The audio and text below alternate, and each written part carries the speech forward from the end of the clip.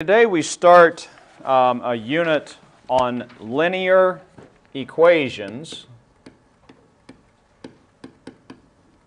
or linear functions, and I'd like for you to add that to the top there for your title, because we're going to be on this for a couple weeks, maybe more than that.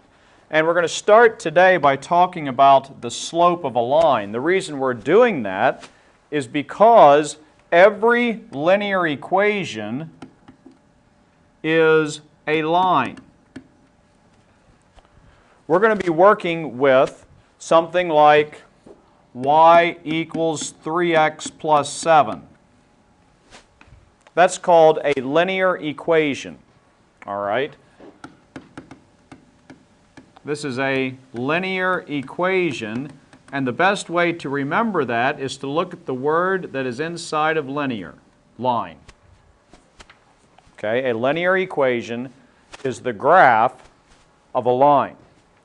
And every one of these lines has what we call a slope. Okay? Slope is just describing the steepness of a line. Okay?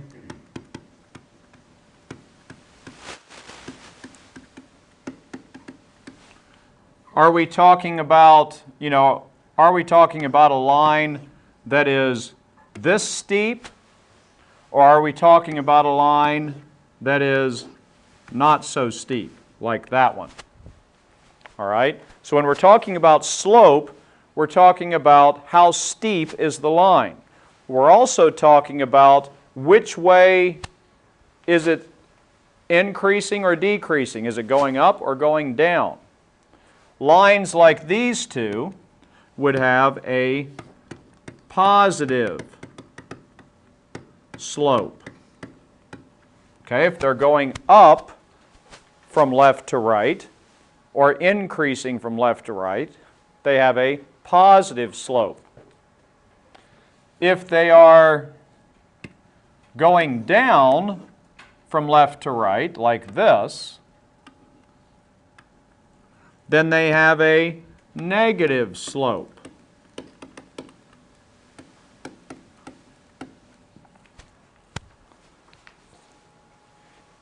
What if there's no slope? What if they are totally horizontal, like this? Well, is that line going up at all?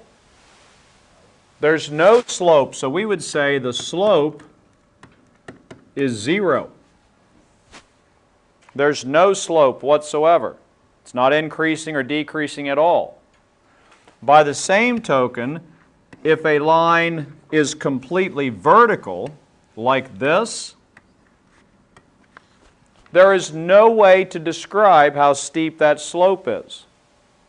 So we would say that the slope of a vertical line is undefined.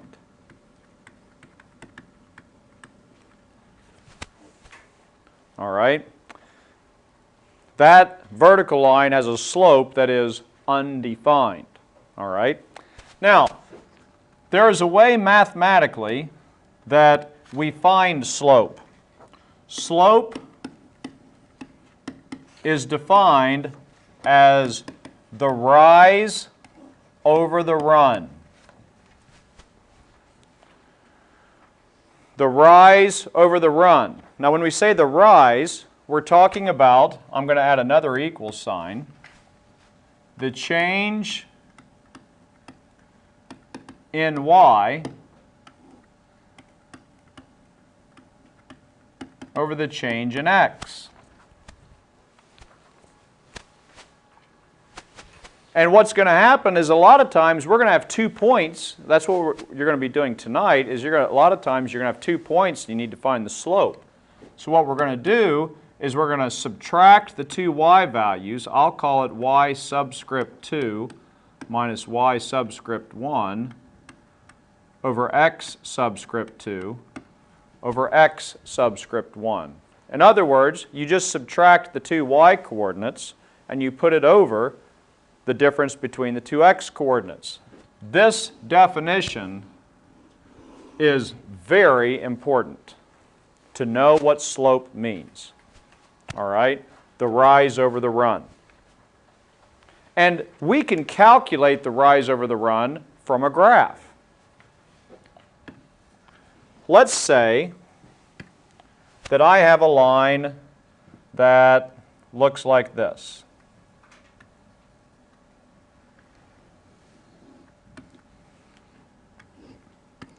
And I wanted to find the slope of that line.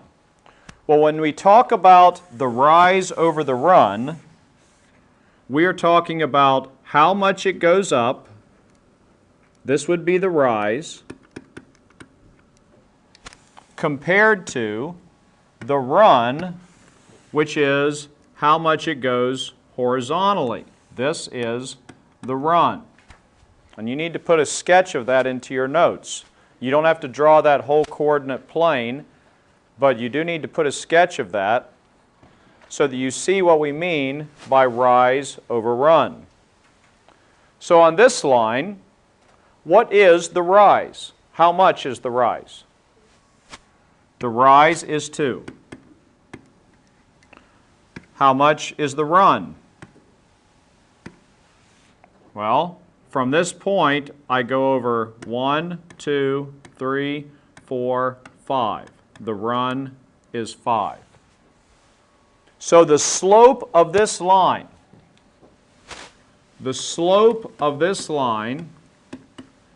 is the rise over the run. We would say this line has a slope of 2/5. So all you have to do is count the squares. Easy enough? All right. So let's do another one.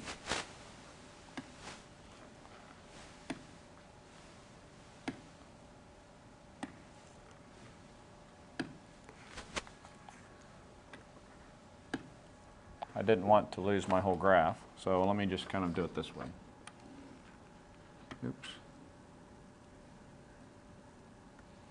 I guess I'll just erase it.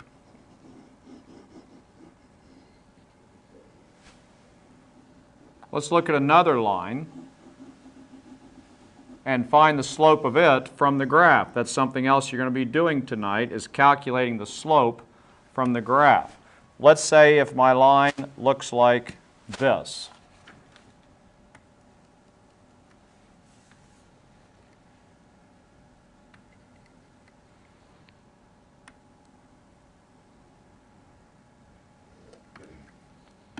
It's not a very straight line, but you get the idea. Okay. First off, is this a positive slope or a negative slope? This is going to be a negative slope. So my answer, by the way, the letter for slope that we normally use is M. Kind of messed up my M there. M is the letter we usually use to label slope. So the slope of this line is going to be negative, whatever it is. So now let's look at the rise. All you have to do, everybody, is you have to look for a point of intersection where it crosses, where the line crosses a grid X point. Okay? So right here, what is the rise? Well, in this case, it's that much. So how much is that? 1, 2, 3, 4, 5, 6. The rise is 6. What is the run? The run is this much. The run is 2. So slope is rise over run. So this will be negative 6 over 2. Can I simplify that? Couldn't I say the slope is negative 3 over 1? We normally like to write a slope as a fraction.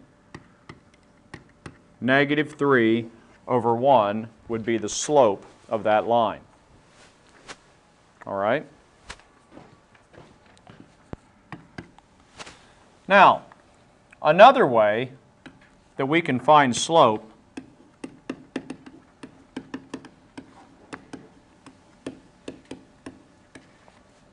is just from 2 points, like this. They give you 2 points like -2, 3, and 4, 8. Let's say those are my 2 points, and they say, find the slope. Well, it's going to be important to start with your formula. The slope of a line is the difference in the y's over the difference in the x's. I've got a little way to help you remember that, and I'll show it to you later. But just remember the y's are on top. Okay? So look at my point. The first coordinate, this one right here, is that an x or a y? That's an x. This one's a y. This is an x, this is a y. So, if I'm going to use this formula, you have to go the same direction. If I'm going to do 8 minus 3, let's say I do 8 minus 3 to find the difference in the y's, then when I find the x's, I need to go the same direction. 4 minus a -2. Notice the 4 minus a -2. If you do not do it that way, you're going to mess it up. Because isn't this right here what we call snake eyes? So this is, what's the top? What's 8 minus 3? 5. The bottom is 4 plus 2. Remember, snake eyes, we rewrite it. So the bottom is 6. So my slope is 5/6. Let's do another one. Let's say they gave me these 2 points. 3, -4, and 2, -6. Well, once again, we're going to use my slope formula. M equals the difference in the y's, y2 minus y1, over the difference in the x's. Okay? Now, remember, don't get these confused. You have to pay attention. The first number is always an x, the second number is always a y. So this time, maybe we'll start with this point right here. So I'm going to use the first y value, -4, and I'm going to subtract the second value, which is -6. Make sure you are paying attention to the signs of your coordinates. That is all going to be over the first x value, 3, minus the second x value, which is 2. It does not matter which point you start with. You just have to go in the same direction. All right? So on top, I have snake eyes. This thing right here is a plus. So this is really -4 plus 6 all over 3 minus 2, which is 1. -4 plus 6 is what? 2. So the slope of this line is 2 over 1. Okay? Let me give you one to try now. Try this one on your own.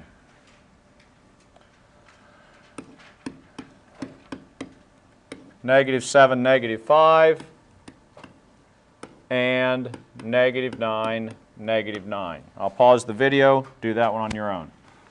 All right, let's see how you did. Slope is the difference in the y's over the difference in the x's. So I'll just start with this one. -5 minus -9. You have to pay attention to the signs and use them. All over, I'll start with this x value, -7 minus, again, a -9. So I need to rewrite both of these. negative 5 plus 9 all over negative 7 plus 9. So negative 5 plus 9 is 4. Negative 7 plus 9 is 2. Your final slope should have been 2 over 1 after you simplify it. Now, notice we do not always have this situation. Okay, you don't always have to rewrite it. You only rewrite it when you see the two negatives side by side like that. Okay, it's possible that you could have one where they're not both negative, like 7, negative 6, this will be our last problem, and negative 5, 2. They're not always both going to be negative. On this one, okay, y2 minus y1 over x2 minus x1. If I start with this y value, it's negative 6.